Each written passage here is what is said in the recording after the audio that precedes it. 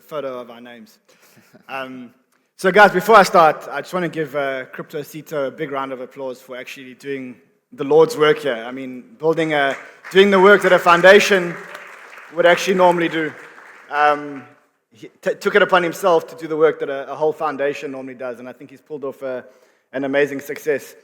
And then, of course, I think we're going to talk about Bitcoin finance, the future of finance, but I have a few questions before that. So I want to dig into a few questions to both of you.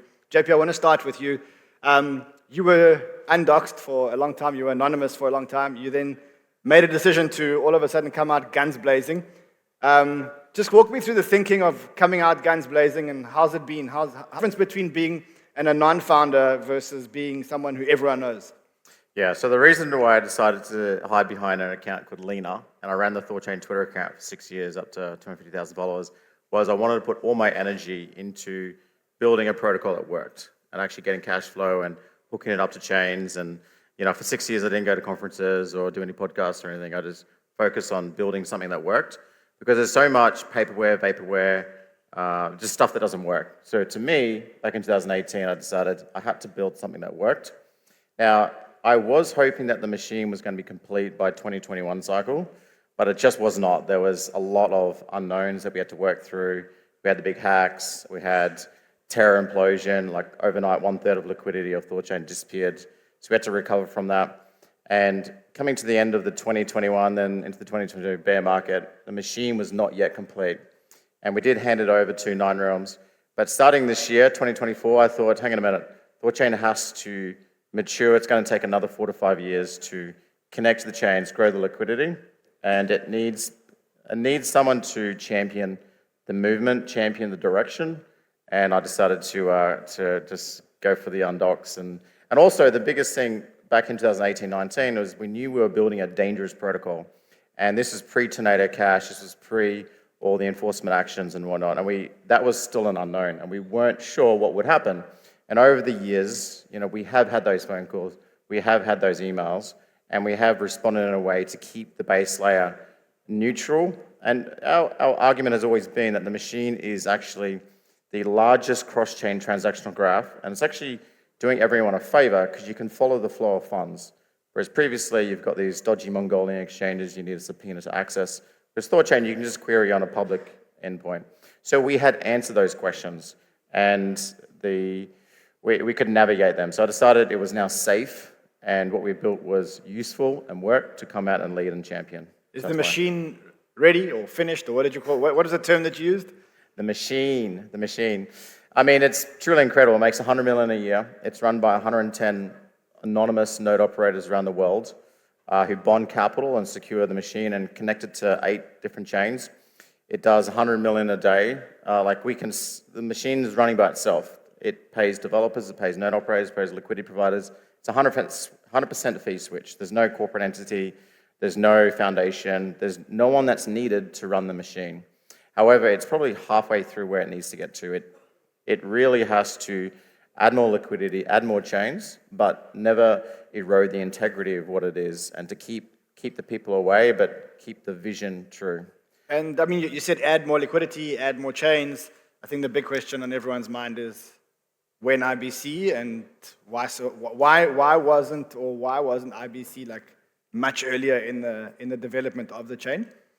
Yeah, it's a very good question. Hopefully IBC by Christmas. I believe, and I've said this publicly, the Cosmos state machine, IBC connectivity, the Cosmosm app layer is by far the most superior app chain you can build on. I don't subscribe to OP rollups and ZK rollups. They're actually they're dead machines. You got to poke them all the time. Whereas the Cosmos state machine wakes up every second and can do things. So it's like literally its own keeper bot. Has a begin block method, it's got an end block method, it can wake up and handle itself and run itself. And it's the best stack to build on. We couldn't into one because we were still achieving stability across all the chains in the MPC. But now we have achieved stability, we can roll out IBC and WASM. And the second reason, we needed a reason to do it, because we built our own custom Bifrost to connect to the chains. But what we recognize is it has an upper limit of scaling. Maintaining those Bifrosts, whether it's Bitcoin, Dogecoin, Bitcoin Cash, is quite developer intensive, and it's very esoteric. There's only a handful of people in the world that truly understand how to connect to Sol, TON, EVM, Bitcoin, Atom, whereas IBC is just a one-stop plug-and-play connectivity route with IBC chain. So it's coming, Christmas, very excited to finally roll it out. Okay, also, I follow your Twitter account, or I try and keep up with your Twitter account. It feels like I'm keeping up with a bot taking, an AI bot taking Adderall. That's what it But you seem to be busy with a lot of other things in terms of an app layer on Thorchain. I think you've mentioned that you took over or you helped salvage Kujira, and then now there's Rujira. Maybe just give us like a short glimpse into like the future, kind of like what does the future look like? So the future, according to me, and you may disagree with me, but it will be multi-chain. We don't yet know which stack will win. We don't know. Right now, Solana looks like it could be flipping Ethereum, which is wild because you wouldn't have taken that position even 2 years ago. But the centralized execution with excellence has shown that it can like hurdle the cats and roll out tech faster than a chaotic modular ecosystem like Ethereum is going through right now. But however, Vitalik has made a choice to push scaling into roll-ups, and with even like Unichain rolling out, Unichain is going to suck all of that DeFi execution into a separate L2 that they will then pay most of the fees to Unistakers and skip ETH. So that's concerning. Base Chain has just announced that they are taking fee payments in USDC, so that's not even going to hit the L1 layer. So we don't yet know which stack will win. Is it EVM rollups? Is it Solana monolithic? Is it Telegram with a sharded state machine for the billion users? So in my opinion, the Switzerland model is just to say, stay chain agnostic and don't take any sides. We know Bitcoin will be the alpha of money. It's the closest way to essentially delineate delta change of entropy. And the change of entropy of the universe is the only way that you can measure work, and work is your time multiplied by effort. So it truly is the best way to measure money, especially for the bots. So we know that Bitcoin will be the alpha of money over time, and we have all these execution environments that will ultimately be tokenized stablecoin settlement layers. So the best position is just stay neutral, stay agnostic, and build something to connect all the chains together. So that's the future of Thorchain. To pull that off, we need a much better wallet standards. Private keys are radioactive. You don't know, you could be asleep right now and there could be someone who's downloaded a malicious PDF in your Discord and is zeroing out your MetaMask right now. So we just need to move away from private keys, and we need to move to multi-factor. You log into your Gmail, you log into your bank account with multi-factor, two-factor. We can build safe multi-factor, multi-chain for retail users, and that's what we're doing with Voltisig. But also we need, what we're trying to build is an app layer that sits on top of the chains themselves, Bitcoin, Ethereum. So the future, according to me, to answer your question, is a multi-chain directly to the L1s themselves, Thorchain. And that's what we're trying to build over the next 5 years. Wow, okay. And how long is this going to take you to build? Another 2 cycles at least. Yeah. All right, so I want to shift a little bit, Sankha. I want to talk a little bit about Babylon. And I think first of all, I think, I've been following the project since it was an academic. Well, once it was academic, it was an idea, but it was very academic. I think earlier on today, you guys spoke about some of your success. How surprised were you when you saw the numbers? Not a lot, actually, because we were having some pre-run before we went to mainnet in terms of like the appetite we have for Bitcoin staking. But just to take a little bit, so I worked with JP from 2019, so he was always docs to me. So one of the designs of Thorchain was, it was probably the first application which coupled security with liquidity.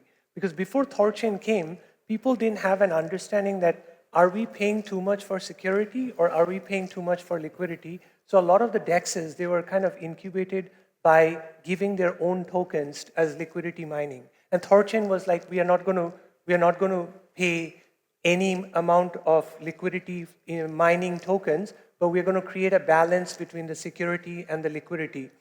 So I was kind of part of that design with JP. So that basically led me to thinking that when you look at shared security, whether it's Polkadot, whether it's Avalanche, whether it's Cosmos Hub, fundamentally, there's a tweet out there by Hasib Qureshi that crypto, he thinks, doesn't have a first mover advantage.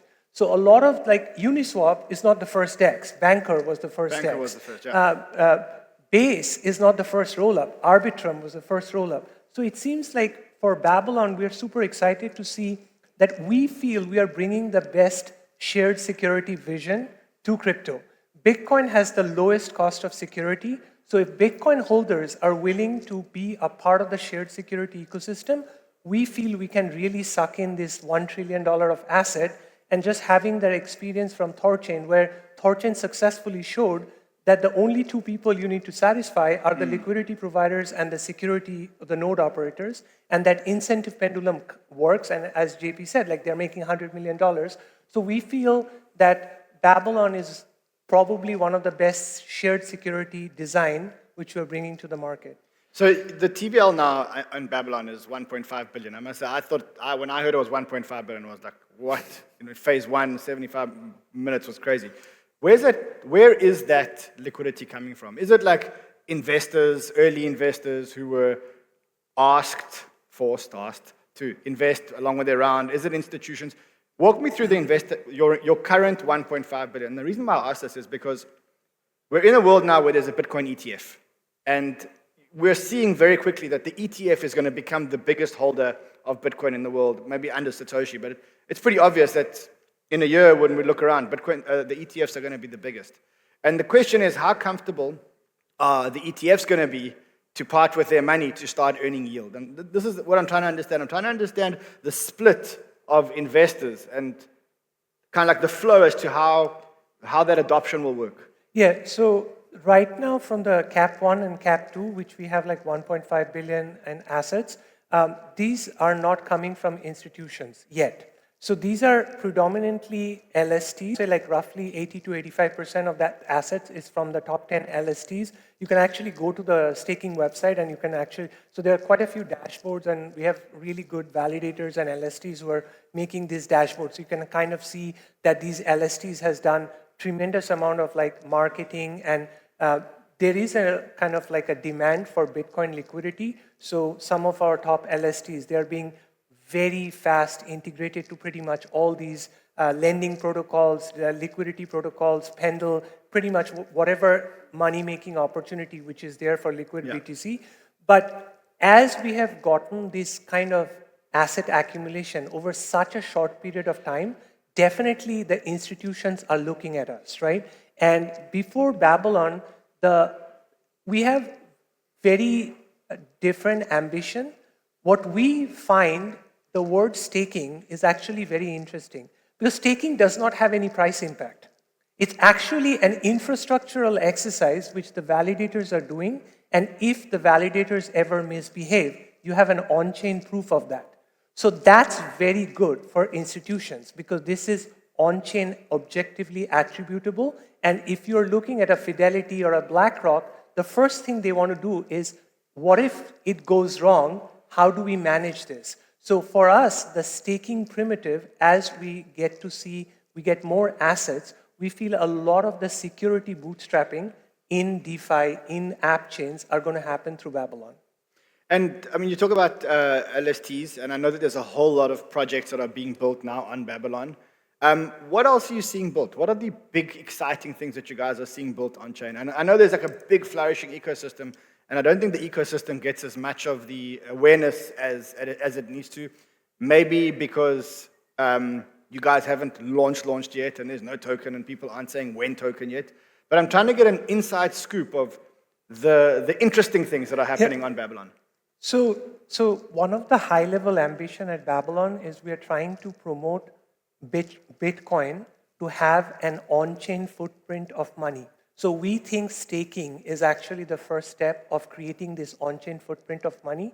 But two of the major projects which we are having right now, and it's a little bit of the research board, part of it is in the developmental phase, is one is the bridging aspect that we think the top 10 blockchains in crypto, they don't have that much of Bitcoin liquidity. And Babylon having 1.6, and we are only going to go up, we think we can port this Bitcoin liquidity through a trustless manner, hopefully, to different chains. And the second aspect is we're also working vertically on the Bitcoin stack in terms of rollups, that we think there is going to be an in-house demand for roll-ups. So right now we're supporting all the roll-ups which are building on us, but eventually we also have some plans of launching, probably partnering with the best. So the BitVM creator, Robin Linus, is a very close partner in research with David. He's actually in our lab.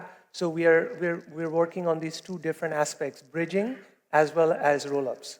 So I heard, I was outside, I was on a call, and I was listening to a conversation, and someone said, it's becoming, I'm paraphrasing, but he said it's becoming clear that Bitcoin's going to be the money layer, and every other chain is going to build applications that we can use the money on. Is that how you guys see the world? Well, there's really only three primitives that we should be cared about. And you have a check account, you've got a credit account, and you have a savings account. It's literally, I want to borrow against my capital in a tax-efficient way, and I want to save what I have, and then I want to spend it. Those are the three primitives. So all of these roll-ups and L2s and bridging and swapping, they're actually tools to get to one of those three things. Like you're holding the wrong asset, you want to sell it into a saleable asset like Bitcoin or stablecoins, or you're bridging in search of yield, or you're wrapping your assets so that you can borrow against it. Check, credit, savings. That's lit. That is the killer user. That's the killer app. And so it's about getting billions of users. I mean, Telegram has 950 million users on chain to offer them those three primitives. And we don't yet know where and what's the best way we can service those primitives yet. You can't do it on Bitcoin base layer. It doesn't have the block space for it. It doesn't have the settlement times that users it. Users want to do all those things within a second, not 10 minutes. So the design of Bitcoin necessarily, it's trying to preserve the monetary integrity of its 21 million supply over 140 years in a censorship-resistant way, and only emitted when there's a delta change of entropy. But it's not suitable for check, savings, or credit. Whereas Babylon is trying to wrap it, it's trying to sell that capital purchasing power as security for app chains, for those app chains to do things and charge fees to pay for that security. And when we first started building, and just as a bit of a segue, most important point, in the who remembers EOS, first proof of stake chain and Cosmos in 2000, I think I still got EOS token somewhere. Aren't they one of the biggest holders? Isn't Block One the biggest holder, one of the biggest holders of Bitcoin in the world? Yeah. So we've seen 3 generations of proof of stake now. We saw proof of stake Gen 1, where validators were locking up an esoteric asset and paying esoteric yield, having to be 10-20% APY. And then now what we have is for you to lock up capital, which can be slashed, so it's at risk. But instead of paying 10 to 20%, you're paying 2 to 6% APY, and that's what Babylon's trying to deliver. But the final version of proof of stake will be locking up Bitcoin and earning directly Bitcoin yield, restaking it a few times. But that yield won't come from seniorage. It will come from, or inflation, it will come from the fees of users using your app chain. And the biggest point of this right now is Base, who are making, I think last year, like 40, 50 million a year just on sequencer fees. Sequencer fees, yeah. Yeah. So you take those fees and you pay ETH or BTC stakers. And I think that's where we're trying to get to, and that's what Babylon's trying to deliver. So I'm a massive supporter of Babylon, what they're trying to do. Yeah, so maybe just a layer to it. So one of the aspects of when you look at proof of stake systems, and they're using their own token, like the native token is used for the security. Generally, when you hit a bear market, your validators are actually the systemic sell pressure of that token. And so a lot of tokens, over the last 18 months when the bear market hit, a lot of these projects, they had the security as the sell pressure for their protocol. So we think at Babylon, because we're enabling Bitcoin to become staking asset, Bitcoin holders don't want to sell their Bitcoin. So your staking layer, the stability, it does not, so they're just onboarding new revenue on top. Founder was saying in the morning that the potential for Babylon to bring in 49% of the Bitcoin supply into the system is there. But for that, we expect the POS systems to grow very heavily also. Yeah, so I think it's truly the merging of Bitcoin and the proof of stake chains, where I think again it just reiterates that Bitcoin is the value. it's the value in terms of the value, it's the value in terms of the users, and the application layers are becoming the POS chains, so to speak. Let's talk about the flip side of it. We see the positive side. What are the critics telling you, the people that are resisting this? What is the major resistance point? Because before I understood it, I was like, I'm never ever staking my Bitcoin. Not a chance, my Bitcoin are never leaving my wallet. Once I understood it, I was like, oh, hold on a second, it's actually safe enough and good enough. What is the big resistance to everyone doing this? And I know it's very, very, very early days, and I know we're not on the launch, but maybe just give us some feedback so we kind of know how to educate. So that's a great question. So BitMEX Research posted, I would advise everybody to go and read that article. So they basically looked at the Babylon design, and they complemented the Babylon design as a success story to the Taproot script upgrade.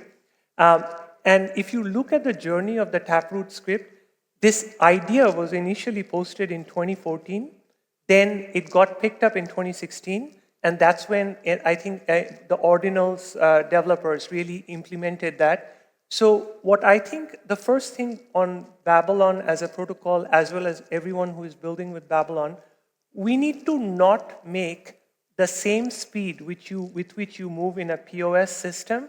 You can't bring that speed on the Bitcoin side, because the Bitcoin core developers, the Bitcoin community is a lot more conservative, and their time scale of adapting to changes is a lot slower. So at Babylon, luckily, we have raised good money. We have some runway in terms of focusing on core innovation, as well as pushing updates which are strongly backed by research, strongly backed by audit, as well as strongly backed by a community of people who support this. So we think it's a multi-year cycle, and we also think that the institutions onboarding Bitcoin is probably the best thing for us, that we don't think Bitcoin has any form of risk in terms of censorship resistance, and that's where like a self-custodial trustless solution is so much more important. But it's a year-long, multi-year-long product. So if you are looking for launching this over 6 months and then getting some gratification over the next 12 months, this is not that product. It's a big multi-year cycle product where it's going to go through massive changes, where the core Bitcoin community right now has been very supportive. We have not seen any form of negative bias towards the innovation. And so we feel very confident that if we are focused and we keep it specific, we can ship it. So you spoke about a multi-year process, just like I put JP a little bit on the spot in terms of some kind of timing and some kind of roadmap. What can we expect in the next 12 months? Like, what are the milestones that we should look out for in the next 12 months? So the first thing we are considering is if we should do an uncapped stake, meaning we keep there is no cap and we just keep it open and let's see how much Bitcoin we accumulate. Again, it's still in an ideation phase. To deciding why not just open, what are the negatives around that? I guess there is some kind of a market equilibrium that if you're taking too much supply, can you actually pay the interest for that supply, right? So beyond a certain supply, you will, like people may start figuring out the inflation math on the POS side, and they will say, okay, no way they can service this liquidity. So there is that concern, so we need to be kind of taking that into account. But hopefully we'll come up, we are working with our partners to come up with a good design. We think there's still an appetite to get some TVL, but post that TVL... You don't think that market forces would just work that out kind of thing? So leave it up to the market, and if, let the yield go down, and then the market will find the applicable... So I think you just answered your own question, which is that in order for the market forces to come in and adjust, you at least need one side of the demand being activated. So if you just keep supply and there is no demand, eventually you can't have an equilibrium. So what we are thinking right now, we have 1.5, 1.6, maybe we might do another cap, but after that, the immediate next step is to onboard the demand side, which is to launch the Babylon chain. So Babylon chain is a Cosmos SDK chain. That's going to be the first reward token, which is going to be given to the Bitcoin stakers. It's not that trivial to onboard Bitcoin, which is sitting on the Bitcoin blockchain, and actually onboard that trustlessly into a Cosmos SDK chain.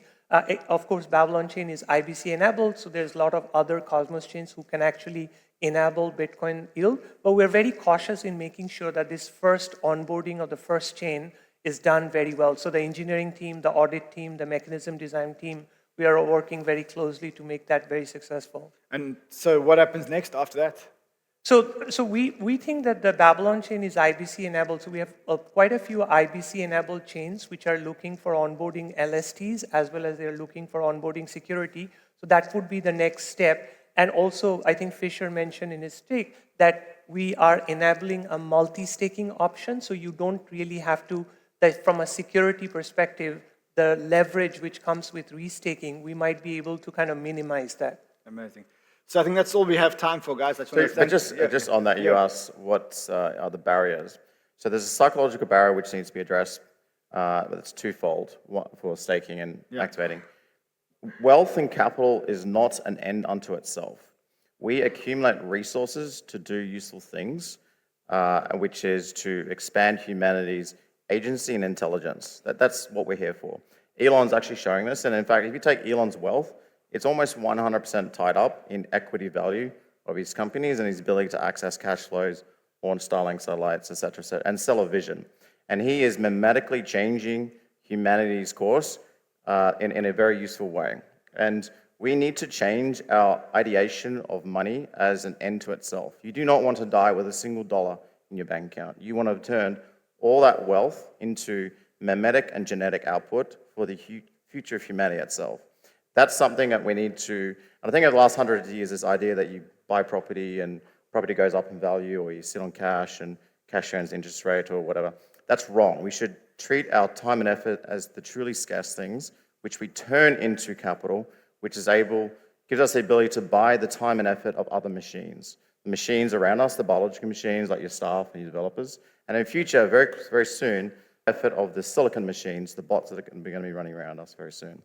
And so capital is your ability to mimetically change humanity, and you should deploy it as fast and as hard as possible. And we need tools to enable us to keep our money online, hot, and not offline, cold. The greatest mistake you can make is keep your Bitcoin in a cold vault locked away.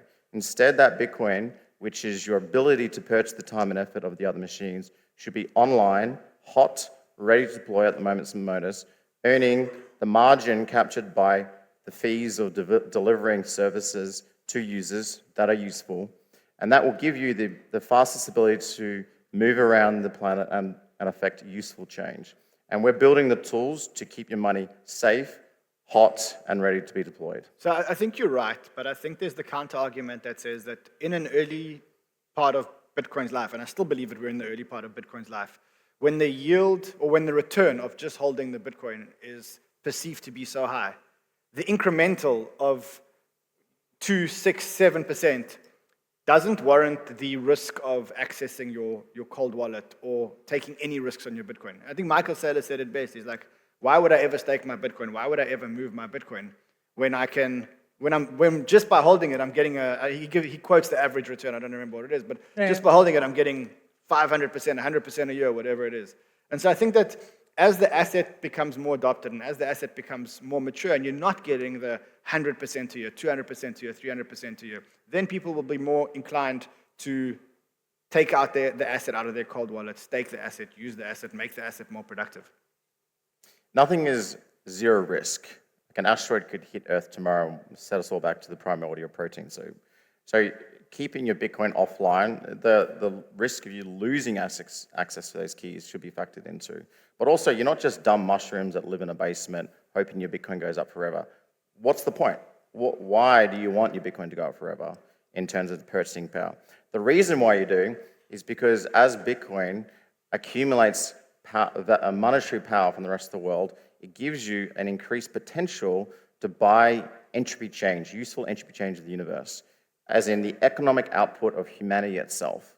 So your one Bitcoin has slowly over the last 10 years given you potential to buy an ability to influence humanity at an increasing rate. But what's the point of just sitting it there? Actually go out there and buy the time and effort of the machines around you to do something useful to compound. All right, on that Thank point, we're not going to hold your lunch off any longer. I think there's one or two more before lunch. So thank you very much, guys. I do see these projects as probably two of the most important projects around Bitcoin. So